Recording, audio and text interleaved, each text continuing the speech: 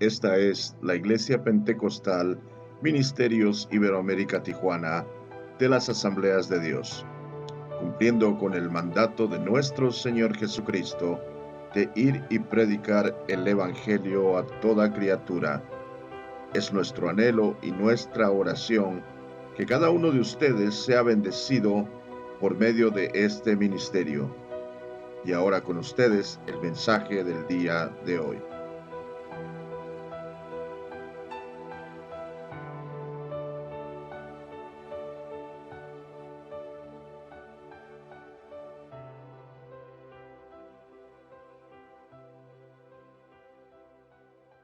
Familiar.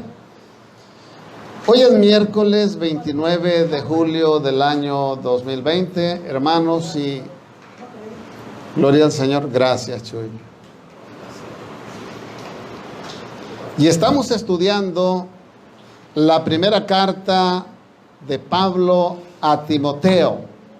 ¿Cuántos traen sus Biblias? Y si alguien no trae Biblia, júntese por ahí con algún hermanito que sí traiga Biblia. Y si le hace falta alguna Biblia y hay alguna Biblia extra por aquí, se le puede entregar. Vamos a iniciar así dando también lugar a la página de YouTube para comenzar a grabar allá también. Este es un servicio familiar. Hoy es miércoles 29 de julio del año 2020. Hermanos, y estamos estudiando la primera carta de Pablo a Timoteo. La semana pasada terminamos en 1 de Timoteo capítulo 5 verso 18, donde pudimos apreciar, hermanos, sobre el tener en doble honor a los ancianos que gobiernen bien.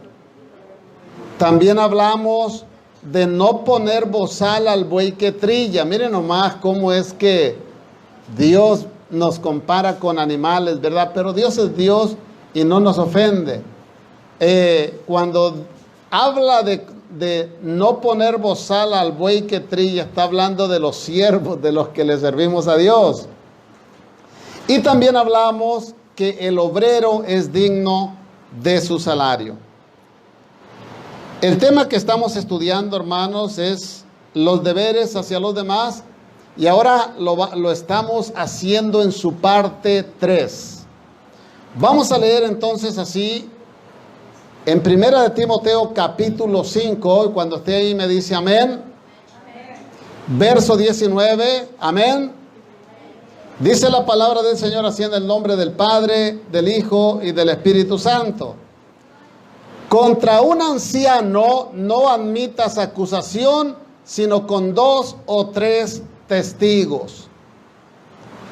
Debemos aclarar muy bien este punto, hermano, ya que este versículo muchos lo han generalizado y lo han usado para los creyentes, incluyendo a los nuevecitos. Diga conmigo, nuevecitos.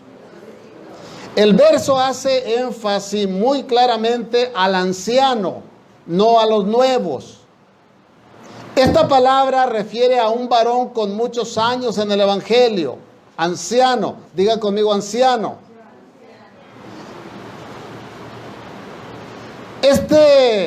Este nombre, hermano, también refiere a un varón maduro en el Señor y con un cargo en la administración de la iglesia, ya que a estos se les ha elegido aplicando los requisitos como lo relata Hechos capítulo 6, donde dice que aquellos que van a servir en la obra del Señor deben de ser personas de buen testimonio, o sea, personas de los cuales no se haya hablado mal o no se hable mal de ellos, y que si se habló mal de ellos sea mentira, que no sea verdad.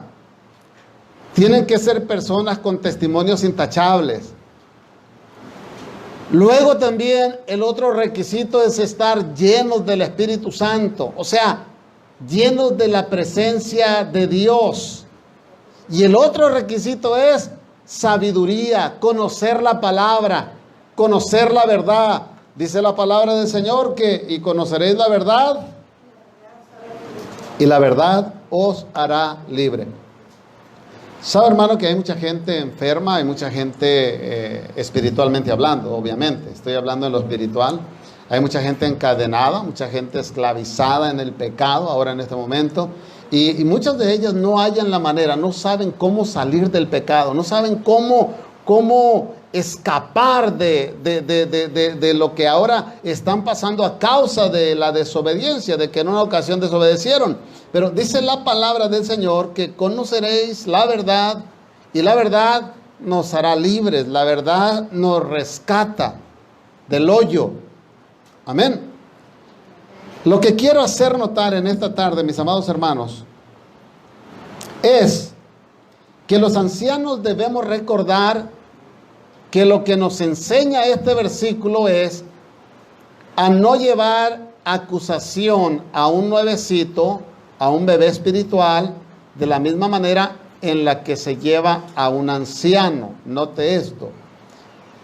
Que no significa lo mismo bebé, diga conmigo bebé, que un adolescente, o un adolescente que un joven, o un joven que ni siquiera que un adulto, y un adulto ni siquiera a lo que ahora es un anciano, tanto en la vida física natural como en lo espiritual.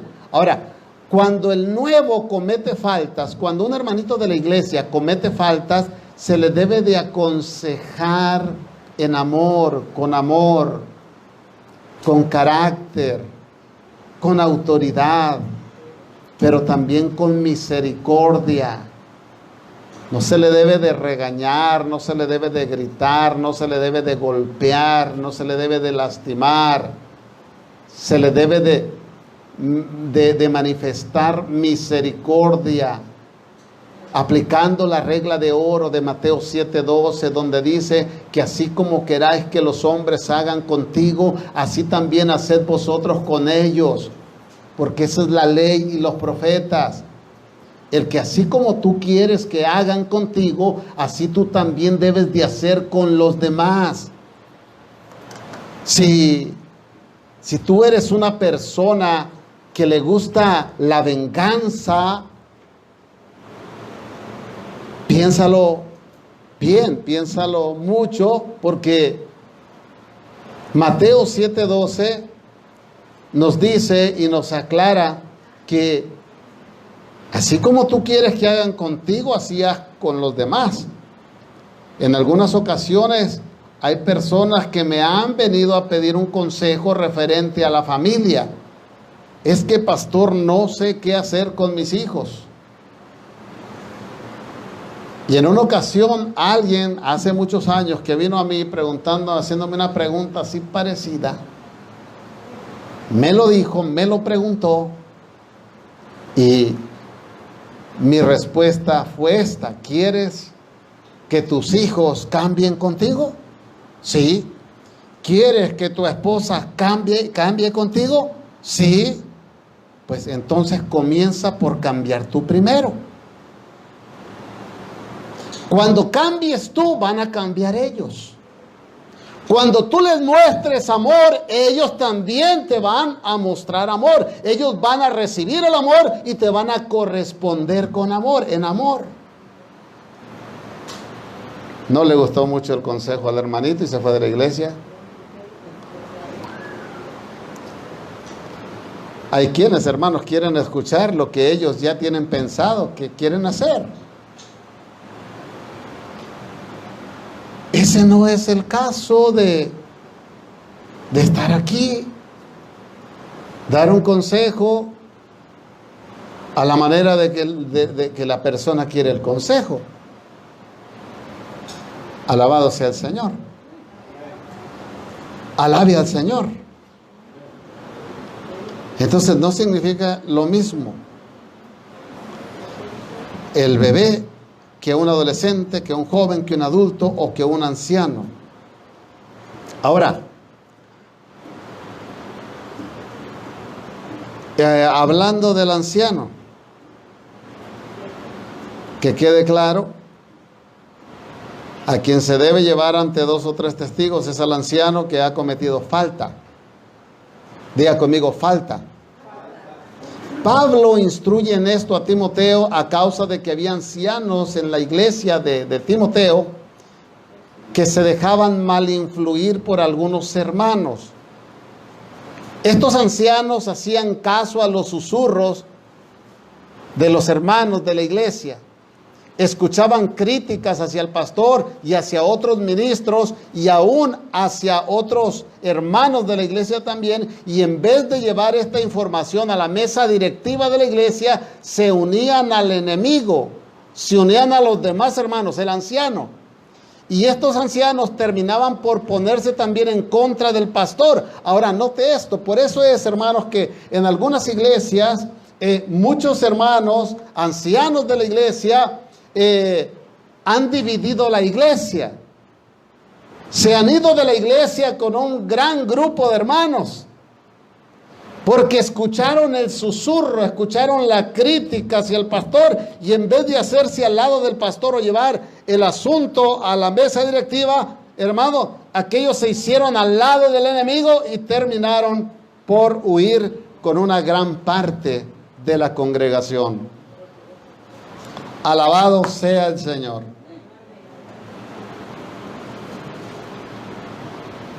Entonces es por eso que por un caso así o por algún otro, el anciano debe de ser llevado ante 2 o 3 testigos. Estamos hablando de un anciano, un encargado con un lugar, con un puesto en la iglesia, anciano significa supervisor, pastor, tiene esos significados. Así es que estamos hablando de personas que llevan un cargo en la iglesia muy importante. No se les puede acusar así nada más, sino que se les tiene que llevar ante 2 o 3. Pero eso no aplica para los jovencitos, para los nuevecitos, para los bebitos espirituales. A los bebitos espirituales hay que tratárseles con amor, con misericordia, con paciencia, con cariño. Hay que arrullarlos, hay que apapacharlos. A los bebitos espirituales sí se vale eso, hermano. Verso 20. Mire esta palabra en el verso 20, hermano, es muy importante. Dice, a los que persisten, diga conmigo, persisten. A los que persisten en pecar, repréndelos delante de todos, para que los demás también teman.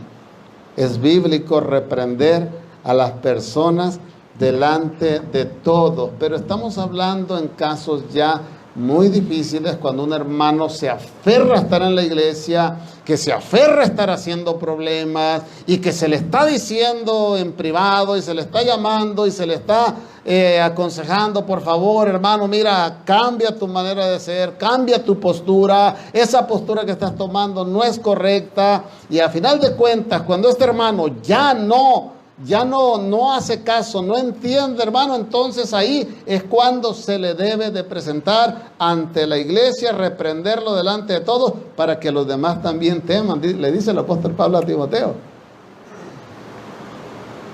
¿Sabe que? Creo que me voy a dar permiso, un atrevimiento de mencionar un poquito el testimonio de nuestra hermanita Brenda en una ocasión, que ella me mencionó sobre un pastor en el cual ella estaba por ahí, no sé si iba a esa iglesia o qué pasó, y parece ser que este pastor era tremendo, que cuando llevaba a la oficina a un hermanito, una hermanita, era para darle una buena zarandeada. Y platica la hermana que una hermanita, no sé cuánto tiempo llevaría en la iglesia, le llamó el pastor y sabe, hermano, a causa del miedo, debe de ir con el pastor. ¿Se orinó? ¿Mande? Mire, a las 2. Y aquella se orinó. Oiga, hermano, ¿será que un pastor, será que un hermanito de la iglesia tenga que tenerle miedo al pastor.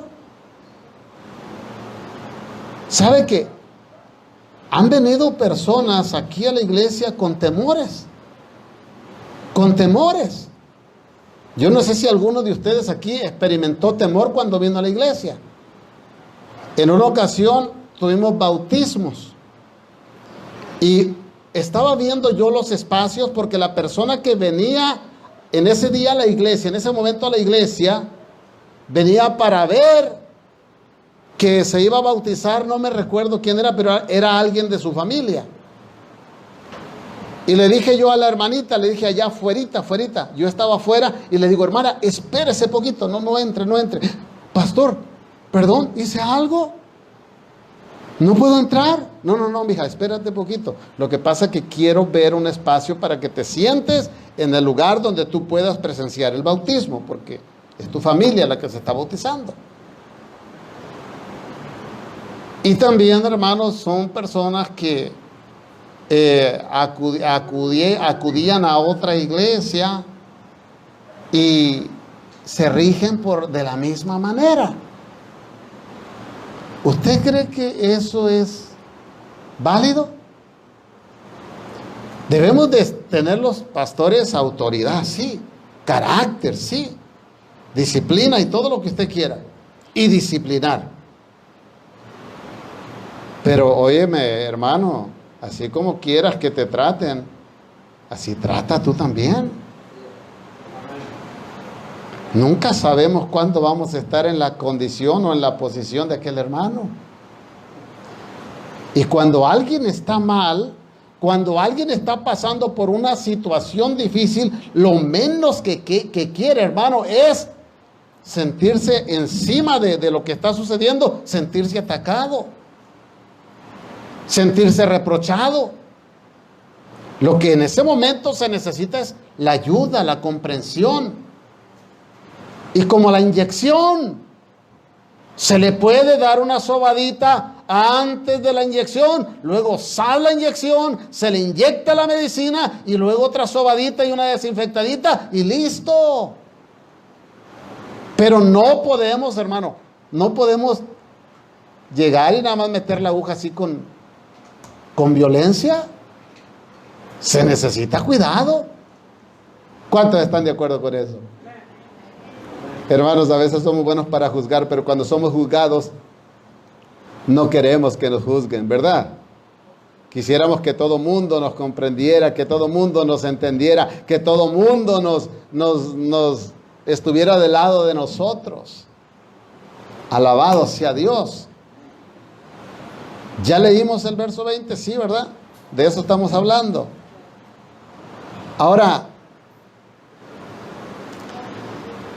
se debe llevar a cabo esto, hermano, hablando de que a los que persisten en pecar, dice, reprenderlos delante de todos para que los demás también teman. Se debe de llevar esto a cabo, pero sin llegar al abuso, ya se los expliqué. Se debe de llevar esto a cabo sin malinterpretar la palabra, porque también se suele malinterpretar la palabra. Se deben de tomar las siguientes medidas cuando un pastor un obrero de la iglesia peca y hay prueba de ello. No se le puede acusar a nadie solamente porque escuchó, porque oyó que alguien dijo que la persona hizo algo y ya lo vamos a acusar. No, tiene que haber prueba de ello. Ahora, número 1. Los ancianos no deben encubrir los pecados de otros ancianos. Al hacerlo se hacen cómplices y vienen a ser tan culpables como el anciano que ha pecado. Es como cuando una persona que sabe de un delito cometido y no lo denuncia. ¿Sabía usted que esta persona se hace cómplice de la otra? Y hay pena de condena para esa persona a causa de hacerse cómplice. Aquí hace referencia en general, o sea, a todas las personas. Dice a los que persisten en pecar. Ya no se está hablando solo del anciano, sino de aquellos que estén pecando. Hay cristianos que siguen pecando y a muchos de ellos se les ha reprendido y no han obedecido. Note que cuando algo así sucede, el apóstol Pablo aconseja a reprenderle delante de todos para que los demás vean y se la piensen antes de caer en el pecado. O sea, para que dándole el castigo a uno, los otros aprendan. Pablo advierte que esta disciplina debe de aplicarse sin prejuicios ni favoritismos, no porque sea familia del pastor o un allegado del pastor, porque eso puede suceder. Ahora, estamos hablando, hermanos, sobre esta enseñanza de 1 Timoteo capítulo 5, verso 19 al 25, donde la iglesia se puede estar educando, enseñando, instruyendo si en un momento dado usted llegara a ser un anciano en la iglesia, sepa cómo conducirse. Estos temas regularmente se dan en talleres, se dan en conferencias para ministros, pero sabe que yo a todos ustedes, a todos los que yo veo aquí, les veo futuro en ser ministros, todos. Y sepa bien, hermano, que una persona, un ministro del Señor, debe de ser justo, debe de tener buen testimonio, debe de tener la llenura del Espíritu Santo y debe de conocer la palabra del Señor. Allá está Danita, que quiere ser pastora. Si un anciano de la iglesia ha pecado y los hechos son conocidos, entonces es que se le puede llevar ante 2 o 3 testigos y debe de ser reprendido. Creemos que cuando un miembro de la iglesia peca y su pecado no concierne a la congregación, que es un pecado afuera, no debería de ser hecho público, ni tampoco confesarlo públicamente. Sin embargo, cuando un líder de la iglesia peca y ha perjudicado a la iglesia, entonces es el momento de mencionar nombres y decir, a causa de que ya se anticipó, ya se le habló en privado a este hermano y este hermano no quiso obedecer, no quiso escuchar y está en rebeldía, está en necedad. Así es que es el momento en el cual se le puede llevar ante 2 o 3 testigos y puede ser el momento apropiado para eliminarle también de su cargo y ponerle en disciplina. Hermano, de repente que yo sí me he escuchado un poco drástico, un poco duro, un poco fuerte en esto de los ministerios, pero si yo tengo algo que es como una convicción en mi vida sobre el ministerio. Como ser humano he visto personas que han fallado en el ministerio, pastores, ministros, han caído de la gracia de Dios y se han restaurado. Aunque ellos han querido volver a ser igual que lo que antes fueron, ya nunca más se pudieron levantar de la misma manera. No entiendo yo eso, porque creo que posiblemente esté en su mente, esté en su corazón, o Dios ya no se los permita. Pero cuando una persona cae de la gracia de Dios, de esa manera, en pecado, de adulterio, fornicación, de robar a la iglesia, etcétera, etcétera, y ese pastor cae y es encontrado culpable por eso, yo no estoy de acuerdo que ese pastor vuelva nuevamente, nunca más a retomar el ministerio. Ahora, eso es lo que yo digo. Mas Dios sabe lo que puede hacer con cualquier persona que se arrepienta de verdad. Y estoy de acuerdo, yo nunca voy a estar en contra de la voluntad de Dios, pero en lo que respecta a mí, ese es mi pensamiento. ¿Por qué? Porque, hermano, cuando uno ya fue llamado, cuando uno ya fue escogido, ya fue elegido, ya fue puesto en el ministerio, y cuando uno cae en pecado, ya no cae en pecado solamente porque el diablo tentó a la persona, sino que el pecado es premeditado. El pecado poco a poco se va alimentando la persona de lo que quiere hacer hasta el punto de llegar a hacer lo que quiere hacer. Y es ahí cuando cae en pecado. Pero Dios nos da oportunidades de no hacerlo. En cambio, uno tiende a correr y pecar. Verso 21. Te encarezco delante de Dios y del Señor Jesucristo y de sus ángeles escogidos, que guardes estas cosas sin prejuicios, no haciendo nada con parcialidad. Hermano, Pablo está demandando esto a Timoteo, poniendo el nombre de Jesucristo como intermediario a guardar esta encomienda de un trato justo en la iglesia, sin importar quiénes sean las personas. Leímos el verso 21, ¿verdad? Que sin importar quiénes sean las personas, ya que en la iglesia podía haber personas con diversos grados de amistad con el pastor. ¿Sabe que hay personas que tienen amistad con el pastor muy cercana y la mucha influencia, si el pastor no tiene carácter, hermano, afecta? Escúchame bien, hermano. Nosotros somos una iglesia. Aquellos que nos están viendo por medio de la página de Facebook, nosotros somos una iglesia, hermano.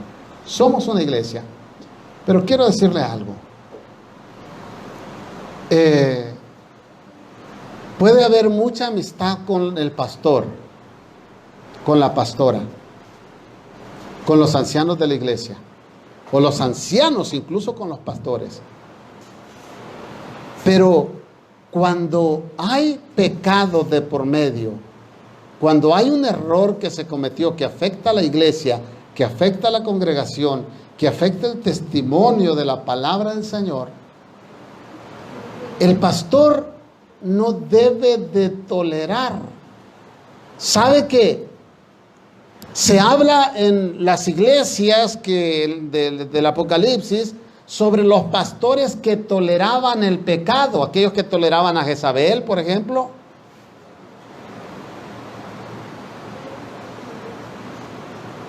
Que quede bien claro, hermano, que la amistad con el pastor, ni con la familia, ni con la esposa, ni con el mismo pastor, el mismo pastor tiene un lema para sí mismo: que el día que llegara a fallar el pastor, que esperamos en el Señor que nunca falle, que el día que falle el pastor, que ni siquiera se tenga que reunir la directiva para sacarlo, que solito vaya, que solito se salga, que solito se vaya y deje que alguien ministre, alguien que de verdad esté preparado para hacerlo, lo haga.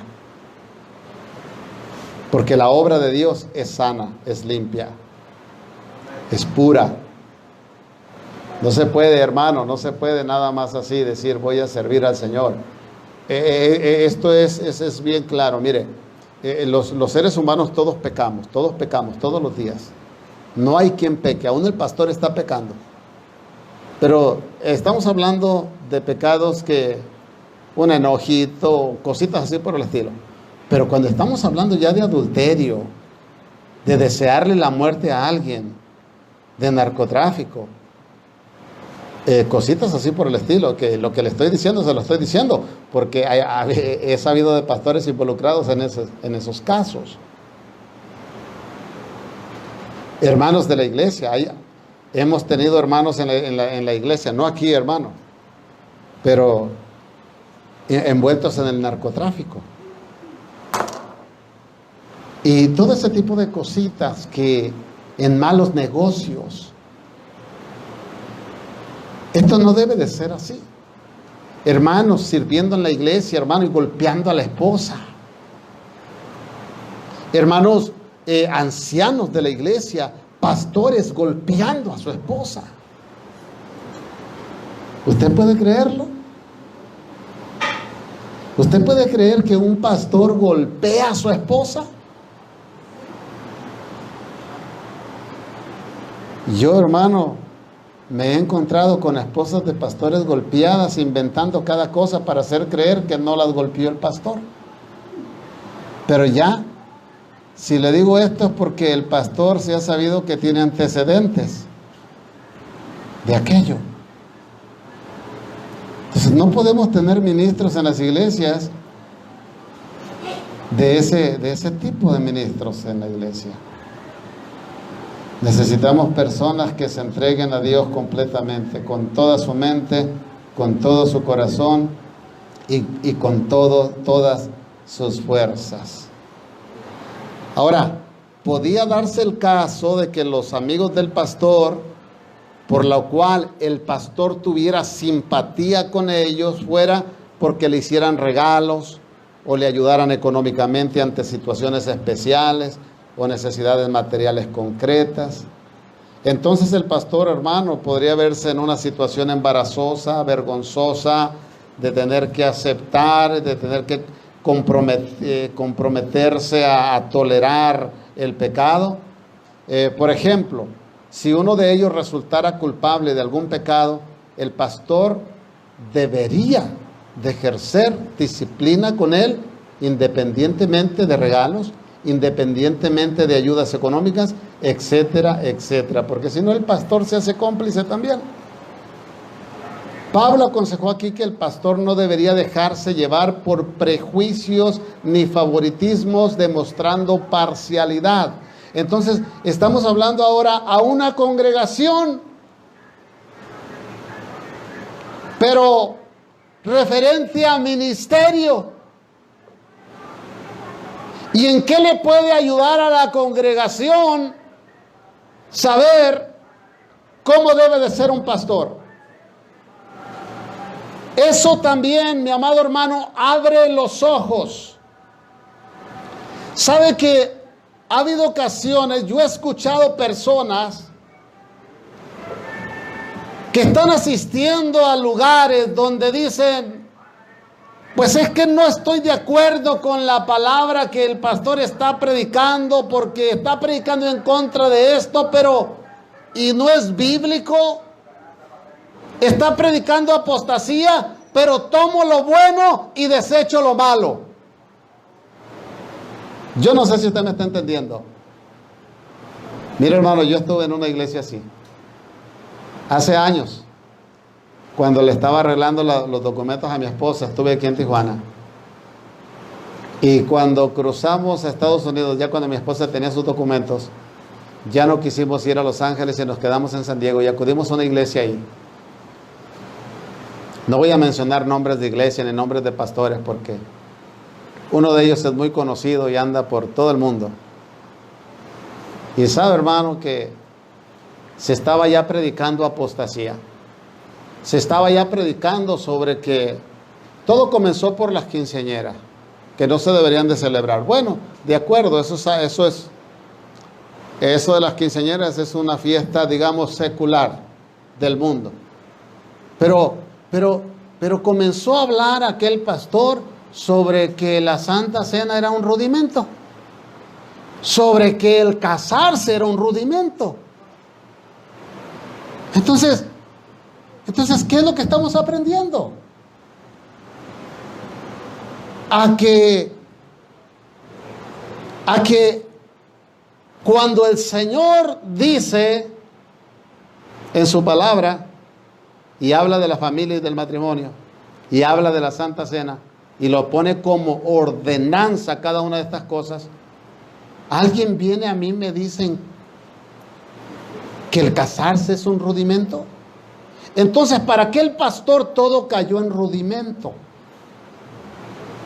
Y entonces yo llegué a decir, tomo lo bueno y desecho lo malo. Pero quiere que le diga lo que pasó al último. Que regresamos a Los Ángeles. Y cuando llegué allá, me di cuenta que estaba tan confundido que cuando yo estaba viendo predicar a mi pastor, yo decía, el pastor está predicando sobre un rudimento. Eso no es de Dios. Entonces, ya para mí, ya había caído yo en el mismo error de aquel pastor. Y gracias a Dios que un hermanito en una ocasión me dijo, yo le digo, oye hermano, y esto, y con la palabra en la mano me dice, mira hermano, esto y esto y esto y esto son ordenanzas de Dios, estos no son rudimentos. Y entonces hablé con mi pastor, el hijo del pastor, otro pastor, copastor, y comenzamos a tratar ese asunto, hermano. Y sabe, vine a caer en la verdad nuevamente, pero ya me estaba arrastrando la apostasía. Así es que, si yo le estoy diciendo algo, esto que le estoy diciendo, es porque hay gente que dice, es que tomo lo bueno y desecho lo malo. Hermano, yo le recomiendo, sálgase de ahí, váyase de ahí. No vaya a ser que al final sea arrastrado. Puedo decirle que en ese momento posiblemente yo no alcanzaba a entender, no tenía la madurez necesaria como para asimilar aquella falsa doctrina. Y me estaban confundiendo. Si usted no tiene mucho conocimiento de la palabra y es una persona incluso que, aunque ore, hermano, si no ora con el corazón delante de Dios, si no se pone completamente ante Dios, puede ser engañado. Por eso dice la palabra del Señor, que aún los escogidos podemos ser engañados. Verso 22. No impongas con ligereza las manos a ninguno, ni participes en pecados ajenos, consérvate puro. ¿Sí lo leyó junto conmigo? ¿Lo leemos nuevamente?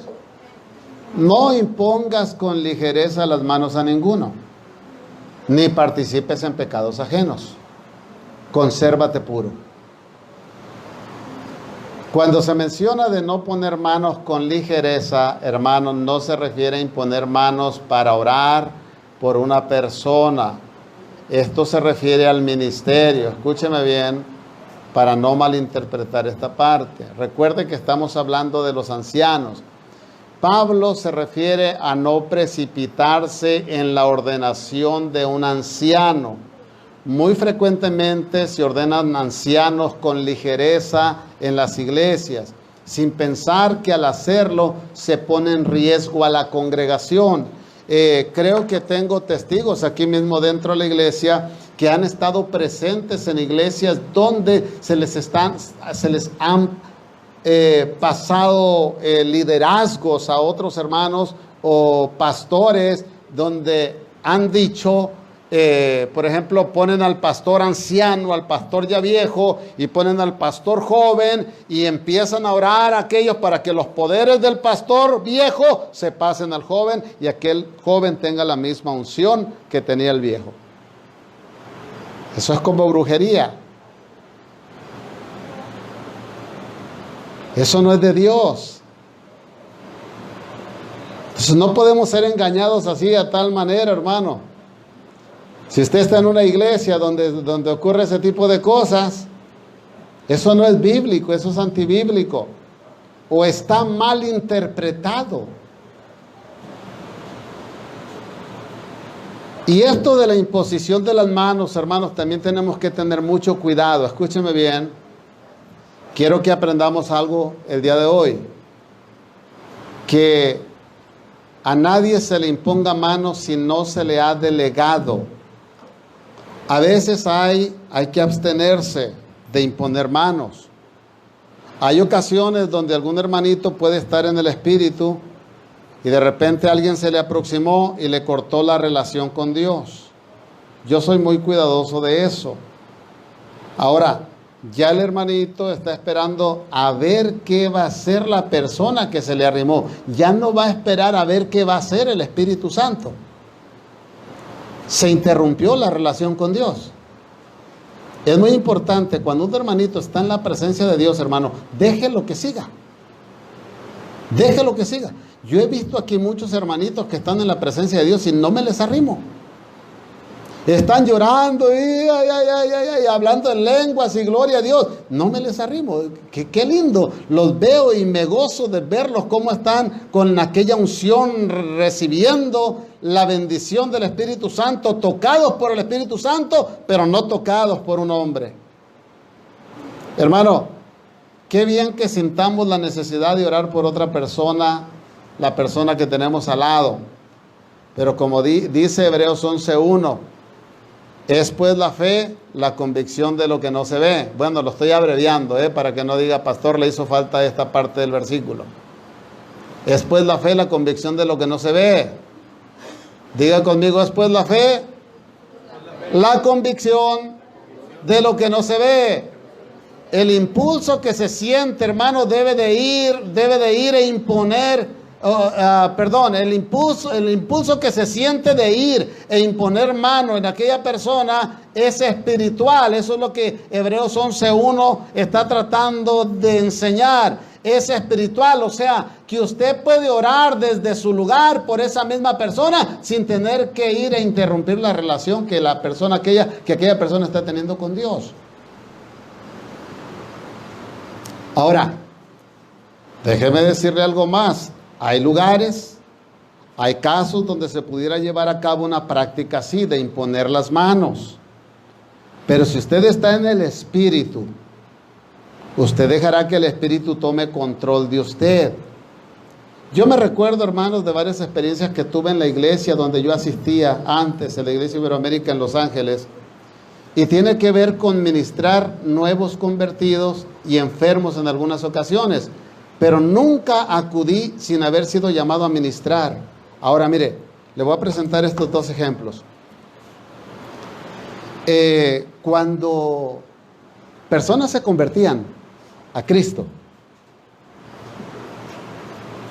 por alguna razón llegaba el Espíritu Santo y me decía, yo no sé cómo explicarle que el Espíritu Santo me hablaba, no sé cómo explicárselo, no me lo pregunte.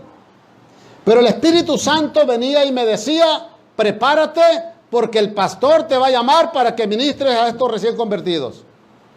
Y en ese momento agarraba yo mi Biblia y comenzaba a hojear y empezaba a buscar versículos para presentarle a aquellos hermanitos nuevos convertidos, y tenía que orar por ellos y enseñarles también que la vida cristiana no era fácil, y tenía que hablar con ellos y ministrarlos. ¿Y sabe qué pasaba? Que cuando el pastor terminaba de orar por ellos, decía, Luis García, y yo estaba listo, me levantaba, iba yo, ya no porque el pastor me había llamado, sino porque el Espíritu Santo había confirmado por medio del pastor que yo iba a ministrar a esas personas, por medio de la palabra que el Señor me había dado ya. Y eso ocurrió no una vez, yo no le estoy testificando de una vez, eso ocurrió, hermano, todas las veces que el pastor me llamó, todas las veces que el Espíritu Santo me avisó y me dijo, el pastor te va a llamar. Eso ocurrió muchas veces. Solamente tuve una experiencia de orar por un enfermo, así de esa manera. Entonces le estoy hablando sobre cómo el Espíritu Santo de Dios toma control de todo. ¿Sabe? Esta experiencia que tuve fue un poquito antes de venir yo al ministerio a pastorear acá en Tijuana. Yo me recuerdo que se terminó la escuela dominical, se hizo un llamado al altar para orar por los hermanos. Pasó un hermano enfermo de cáncer en el estómago. Y yo me recuerdo que estaba sentado como en la tercera, cuarta banca de adelante, al lado izquierdo de la pared, pegado a la pared. Y me recuerdo que cuando cuando estaba la alabanza, yo había levantado mis manos y yo estaba orando y estaba alabando al Señor. Estaba yo bien quebrantado, hermano, en el Espíritu. Y en eso que escuché sobre que había un hermano enfermo de cáncer en el estómago enfrente, empecé a sentir la necesidad de ponerle mi mano sobre su estómago. Comencé a sentir aquella necesidad. Entonces, sabe que cuando yo comienzo a sentir esa necesidad, le digo, Señor, usted es el que tiene el control aquí. Si es de su parte que yo vaya y le ponga la mano a esta persona en el estómago, Señor, usted me puede decir que yo vaya, pero usted me ha puesto aquí un líder, me ha puesto un pastor, que el pastor sea el que me llame. Y allí yo seguí orando, que sea el pastor el que me llame. Yo sentí aquella necesidad. ¿Sabe qué pasó, hermano? Que estando en medio de la alabanza, aquella que se estaba moviendo en medio de la oración y en medio de todo, el pastor dice así: Luis García, ven y pon la mano en el estómago de este varón. Así. ¿Y sabe qué hice yo? Salí, puse mi mano caliente, fuerte, que sentía un fuego en mi mano, y ¡zas!, se la puse. Y le di la palabra que el Espíritu Santo ya me había dado cuando yo estaba siendo ministrado, allá en la tercera o cuarta banca donde yo estaba parado alabándole al Señor. Nunca supe si aquel hombre fue sano o no fue sano. Al poco tiempo yo me vine, nunca supe ni he sabido hasta este tiempo, después de tantos años, qué pasó con él. Le pudiera decir, hermano, mire, hubo un testimonio y se sanó. No, nunca supe qué pasó. Ni sé quién es esa persona tampoco. No la conozco. Por primera vez la vi en ese lugar. Entonces, ¿podemos decir que el Espíritu Santo de Dios tiene control de todo eso? Amén. Amén, hermano. Así es. El Espíritu Santo de Dios es el que tiene control de todo eso, mi amado hermano. ¿Sabe? Cuando se menciona eso de no poner manos con ligereza, no se refiere a imponer manos para orar por una persona. Esto se refiere más al ministerio. Recuerde, hermano, que se trata de los ancianos. Ahora, hablando de los ancianos, gloria al Señor. Déjeme, que me emocioné dándole mi testimonio y me perdí poquito aquí. Ahora, volviendo, hermanos, al tema de no elegir a un anciano con ligereza. Diga conmigo, con ligereza. ¿Usted entiende cuando le menciono esta palabra con ligereza? Mire, el candidato para este ministerio debe de tener antecedentes de fidelidad al Señor, no apariencia. No debe hacerse cómplice o partícipe de pecados ajenos de otras personas. La exhortación de Pablo a conservarse puro era a que no participara en la elección de alguien indigno al cargo de pastor o al cargo de cualquier otro tipo de ministerio. Esto significa a no elegir a una persona solo porque simpatizamos con él o con ella en la obra de Dios. No nos sirven este tipo de obreros, hermanos, en la obra del Señor, porque ellos al final no harán bien su trabajo. Téngalo por seguro. Mire, cuando yo estuve en el ministerio, Douglas, que está por allá afuera, es testigo de eso. Hubo personas, yo estuve en el ministerio de líder de varones en la iglesia iberoamérica, y yo me recuerdo en aquella ocasión que yo comencé a ver hermanitos y dije, y hice un grupito de hermanos para la mesa directiva de los varones. Y sabe que ninguno de ellos me sirvió. Y entonces el Señor me mandó a Douglas, me mandó a Tony, me mandó a Alfredo Contreras, me mandó a Alfredo Vázquez, me mandó a quién más, Douglas, no me recuerdo, pero éramos siete varones de la directiva, que no los elegí yo, el Señor me los mandó. Esa directiva fue la directiva que hizo un buen trabajo en la Iglesia Iberoamérica, hermanos, por 5 años. Y esa directiva se terminó cuando yo salí para acá, al ministerio. Si no, a lo mejor estuviéramos todavía ahí, ¿verdad, Douglas? Hermano, lo que le estoy diciendo, el hombre no es el que pone, quien pone es el Señor. Dios es quien pone. Ahora, vamos a este otro tema, o mismo tema, pero mire, dice la palabra del Señor en el verso 23. Ya no bebas agua, sino usa de un poco de vino por causa de tu estómago y de tus frecuentes enfermedades. Nuevamente, hermanos, entramos al tema de la bebida, del vino. Ya hemos tomado este tema anteriormente y ya lo he explicado muy claro. Y no sé si al repetirlo sea ahora nuevamente que tenga mucho caso hacerlo, pero yo creo que sí. Vamos a hablar un poquito sobre esto, sobre la bebida.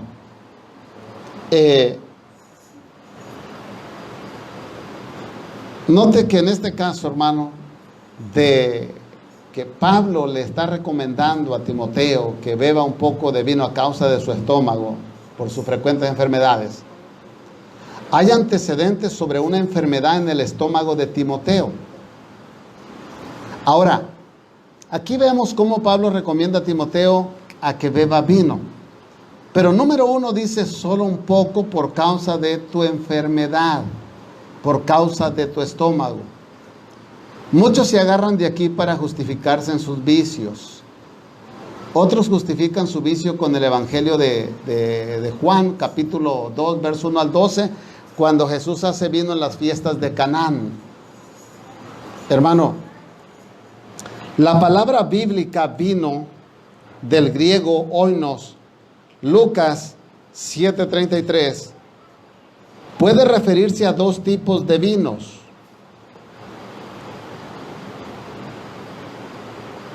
Puede referirse a 2 tipos de vinos. Gloria a Dios.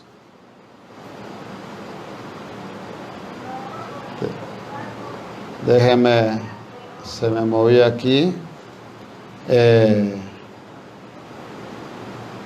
No quiero no quiero irme sin darle esta información. Número 1, hermano, puede referirse al tipo de vino sin fermentar. O sea, que el jugo de uva extraído de la uva, no necesariamente tiene que estar fermentado para que se le llame vino. El puro jugo, solo el jugo, lleva por nombre vino. Ahora, era tan concentrado que aquel vino lo mezclaban con agua.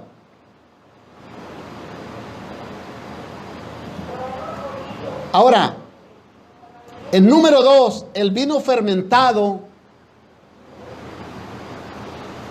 también lleva el nombre de vino. O sea, el vino fermentado, el embriagante, aquel que emborracha.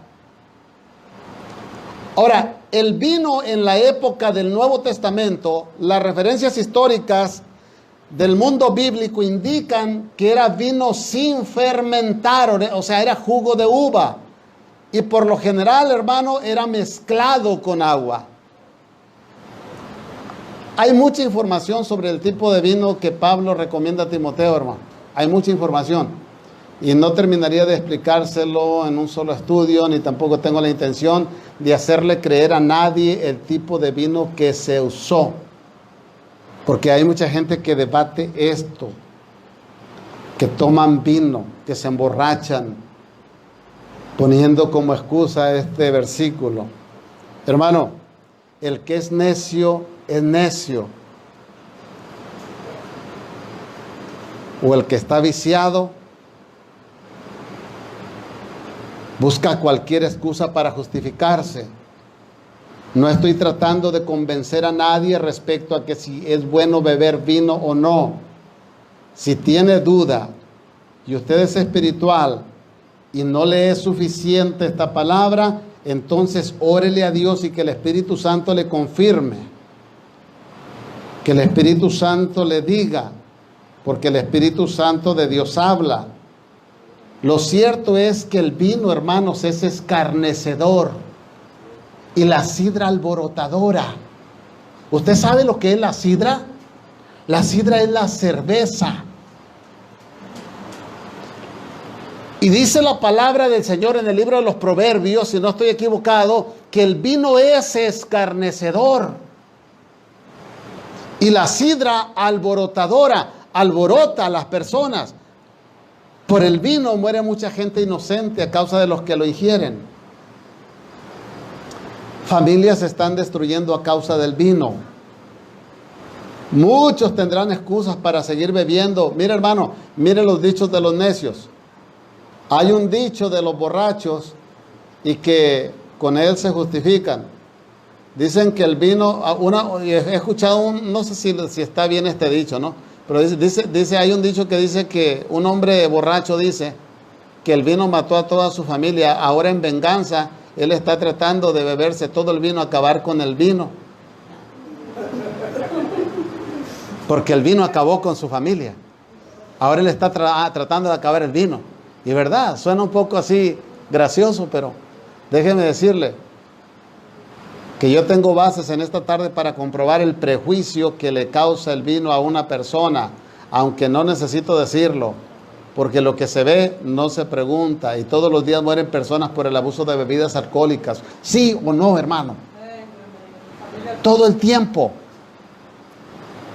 Según afirman los investigadores, 1 cada de 3 personas del mundo consume alcohol. Además, a lo largo del año mueren por problemas de salud asociados con el mismo el 2.2% de las mujeres y el 6.8% de los hombres, haciendo un total de 2.8 millones de muertes al año por el alcohol. Otra de las conclusiones fue que al menos en el año 2016 el consumo del alcohol fue la 7ª causa a nivel mundial de riesgo por muerte prematura y la primera en personas de entre 15 y 49 años de edad. Y la cifra aumenta. ¿Sabía usted que hay adolescentes borrachos que les gusta la cerveza? ¿Sabía usted que muchos adolescentes han muerto en las calles, accidentados en carros, matando a otras personas también? Por eso las estadísticas dicen entre 15 a 49 años. Sin contar a los bebés que están en el vientre de muchas madres que han matado a sus hijos por no dejar de ingerir alcohol. Otros han nacido adictos al alcohol, ¿sí o no? Otros han nacido con síndrome de Down. ¿Sí me entiende cuando digo síndrome de Down? Etcétera, etcétera, hermano. Les pudiera yo enumerar un montón de problemas por el alcohol. Con esto le exhorto de esta manera a aquellos que piensan de esa manera y que hacen chistes del alcohol. ¿Cómo se atreve una persona a excusarse sobre la bebida del alcohol cuando tenemos estas cifras de afectados? Estas son personas desquiciadas, hermano. Perdón por la palabra. Pero estas son personas desquiciadas. Podemos decir que todo exceso es malo, pero también podemos decir que es mejor que no se pruebe el alcohol. Muere más gente por el alcohol que por el coronavirus.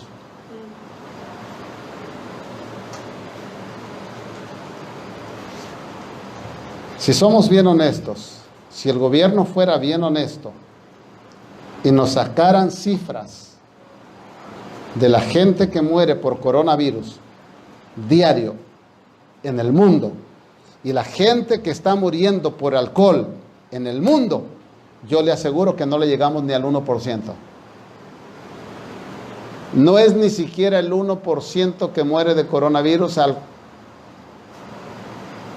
O sea que le estoy diciendo que por 100 personas que mueran por alcohol, apenas pudiéramos pensar que muera una por coronavirus. Apenas en el mundo. ¿Se da cuenta? Entonces, hay gente que hace chiste de esto, del alcohol. Podemos sacar conclusión, hermanos, que el vino que le recomendó Pablo a Timoteo fue jugo de uva mezclado con agua. Oh, no, pero si Pablo le dijo a Timoteo que bebiera vino. Y sabe, hermano, que nosotros tenemos el concepto de que la palabra vino emborracha. ¿Sabe? Cuando nosotros damos la Santa Cena aquí en la iglesia, no es vino fermentado, ni es vino adulterado. ¿Sabe, hermano? El vino que nosotros damos es jugo de uva. ¿Y sabe usted por qué nosotros damos el jugo de uva natural? Porque nuestro Señor Jesucristo entregó su sangre limpia. No la entregó fermentada, hermano Porfirio, ni la entregó adulterada. Era limpia. Por eso no podemos participar de la Santa Cena con vino fermentado o vino adulterado, porque nuestro Señor entregó su sangre limpia. No había diabetes ahí. No había nada de eso. Aleluya. ¿Sí me están entendiendo, hermano? Mire, hay pastores que juegan con esto. Uno dijo en alguna ocasión que cuando usted vaya al cielo, Dios le preguntará si toma vino. Y que si usted dice que no, que Dios le contestará: si usted vino al cielo y no toma vino, entonces ¿a qué vino? Hay pastores diciendo eso. Hay pastores borrachos que inducen a la congregación a beber. Yo he conocido personas, hermanos, que dejaron el vino completamente cuando aceptaron a Cristo como su Salvador personal. Y luego cuando se cambiaron de iglesia porque les gustó la palabra, porque hasta eso, hermano, que le predican bonito y se oye todo bonito lo que le hablan y le dicen.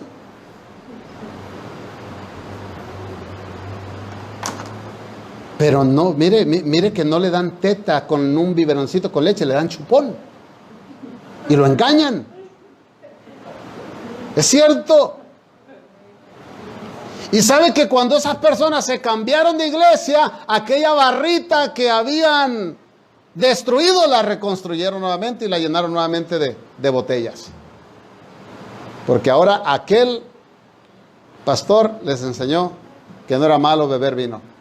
Hay personas que han ido, que fueron alcohólicos y fueron a participar de la Santa Cena en una de este tipo de iglesias donde dan la Santa Cena con vino, y de ahí salieron al hospital o de ahí volvieron al alcohol. Se volvieron nuevamente al mundo. Porque nuestro Señor, hermano, no entregó una sangre adulterada. Y personas que tienen mucha influencia, hermano, ya voy a terminar, personas que tienen mucha influencia en las redes sociales, en la radio y la televisión y en todos los medios de comunicación, le predican esta palabra adulterada y la gente se la cree y la gente hace lo que ellos dicen, porque también quieren una excusa para seguir pecando. El que es de Dios es de Dios. Alabado sea el Señor. Y yo sé que a veces me meto en problemitas por decir estas palabras, por hablar de esto, hermano, pero pues prefiero meterme en problemas aquí en la tierra con el hombre que meterme en problemas con Dios por no decirlo. Amén. Gloria a Dios. Yo no sé cómo pastores juegan con esto. No estamos aquí para inducir al pueblo a la bebida. Porque esto es lo que es, no, más bien, hermanos, para inducirle a la palabra de Dios, cómo dejar la bebida. Como vemos aquí, le estaba recomendando Pablo a Timoteo que bebiera el vino como una medicina. Diga conmigo, medicina. Los pecados de algunos hombres, verso 24, los pecados de algunos hombres se hacen patentes antes que ellos vengan a juicio, mas otros se les descubren después. O sea que los pecados de algunos hombres se hacen... tenía la palabra hace un rato y dije, no la voy a escribir, al cabo no se me va a olvidar. Los pecados de algunos hombres se hacen visibles antes que ellos vengan a juicio, mas a otros se les descubren después. En ocasiones, hermanos, Dios juzgará los pecados del cristiano aquí y ahora. Pero si no lo juzga inmediatamente, no significa que no lo vaya a juzgar después tampoco. Hemos observado estas situaciones por muchos años y hemos visto que al final Dios actúa con juicio. Así es de que debemos de tener mucho cuidado. O sea, que los pecados de muchos se descubren antes de ser juzgados, pero hay algunos que encubren pecados y piensan que nunca serán descubiertos, pero todos tendrán su tiempo. O sea, que los ojos de Jehová están sobre toda la tierra. Verso 25, y este es el último, hermano. Ya con este terminamos. Asimismo se hacen manifiestas las buenas obras, y las que son de otra manera no pueden permanecer ocultas.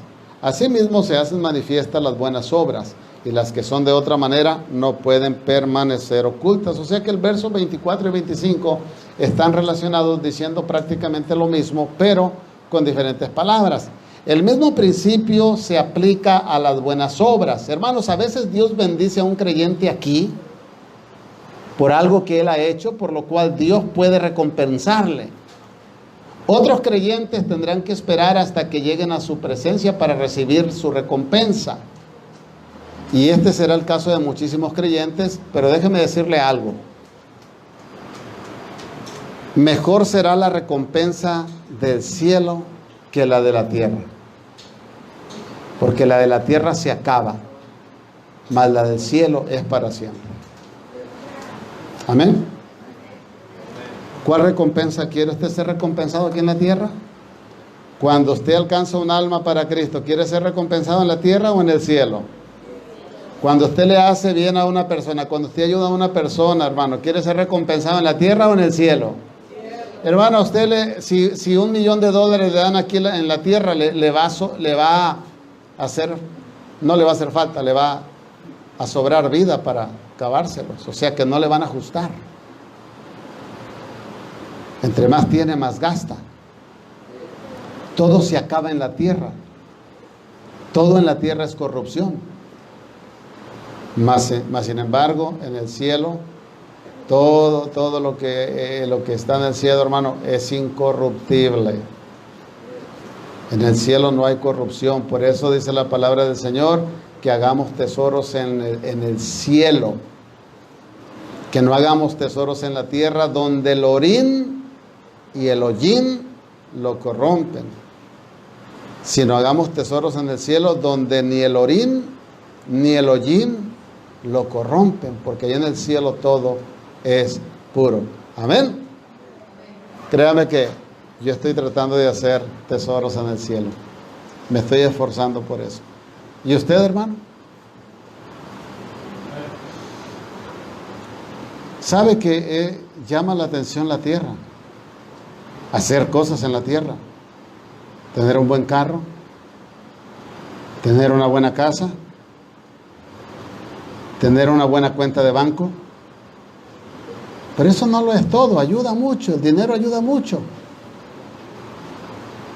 Pero sabe, hermano, que en el cielo muchos hacen aquí en la tierra, pero en el cielo no tienen nada. Muchos tienen aquí en la tierra, pero en el cielo no tienen nada. Así estoy yo. Aquí vivo solamente con lo que Dios me da día a día. Pero en el cielo, hermano. Y allá en el cielo, ¿para qué lo quiero? Vamos a ver para qué sirve. Pero por algo es que el Señor nos permite hacer tesoros allá en el cielo. Póngase de pie. Gloria al Señor. Hemos terminado, hermanos, con nuestro mensaje, la palabra del Señor. El Ministerio Iberoamérica Tijuana le agradece su amable atención al mensaje del día de hoy. Esperando haya sido de bendición a su vida espiritual, esperamos muy pronto contar con su atención nuevamente. Muchas gracias, bendiciones.